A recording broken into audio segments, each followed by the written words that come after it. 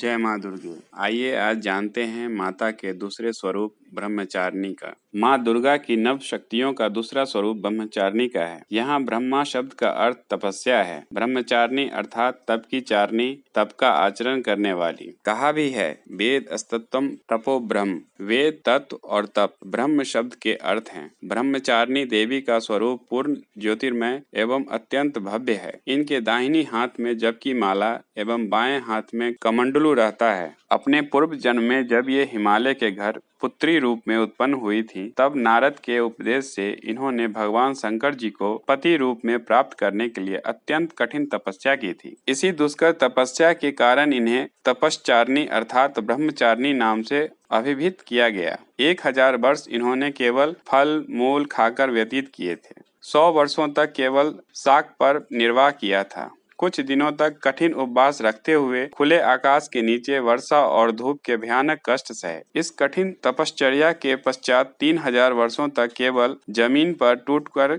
गिरे हुए बेलपत्रों को खाकर वह अहर्निश भगवान शंकर की आराधना करती रहीं। इसके बाद उन्होंने सूखे बेलपत्रों को भी खाना छोड़ दिया। कई हजार वर्षों तक वह निर्जल और निराहार तपस्या करती रहीं। पत्तों को भी खाना छोड़ देने के कारण उनका एक नाम अपर्णा भी पड़ गया। कई हजार वर्षों की इस कठिन तपस्या के कारण ब्रह्मचारिणी देवी का वह पुनर्जन्म का शरीर एकदम छिन्न हो उठा। वह अत्यंत ही कृशकाय हो गई थी। उनकी यह दशा देखकर उनकी माता मेना अत्यंत दुखित हो उठी। उन्होंने उन्हें उस कठिन तपस्या से विरत करने के लिए आवाज दी, उमा, अरे नहीं, ओह नहीं। तब से देवी ब्रह्मचारिणी का पुनर्जन्म का एक नाम उमा भी पड़ गया था। उनकी इस तपस्या से तीनों लोकों में हाहाकार मच गया। देवता, ऋषि, सिद्धगण, मुनि सभी ब्रह्मचारिणी देवी की इस तपस्या को अभूतपूर्व पुण्यकृत बताते हुए उनकी सराहना करने लगे। अंत में पितामह ब्रह्मा जी ने आकाशवाणी के द्वारा उन्हें संबोधित करते हुए प्रसन्न स्वरों में कहा, हे देवी, आज तक किसी ने ऐसी कठोर तपस्या नहीं की थी।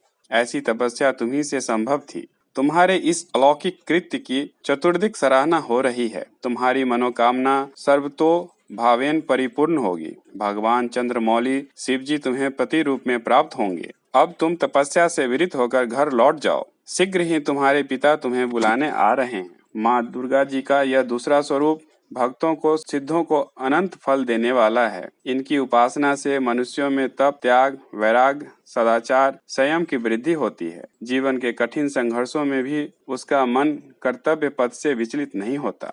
माँ ब्रह्मचारिणी देवी की कृपा से उसे सर्वत्र सिद्धि और विजय की प्राप्ति होती है। दुर्गा पूजा के दूसरे दिन इन्हीं के स्वरूप की उपासना की जाती है। इस दिन साधका का मन स्वाधिष्ठान चक्र में स्थित होता है। इस चक्र में अवस्थित मन वाला योगी उनकी कृपा और भक्ति प्राप्त करता है। इसी के साथ माता का दूसरा स्वरूप का वर्णन समाप्त होता है। कल मैं पुनः माता के तीसरे रूप का वर्णन लेके उपस्थित होऊंगा।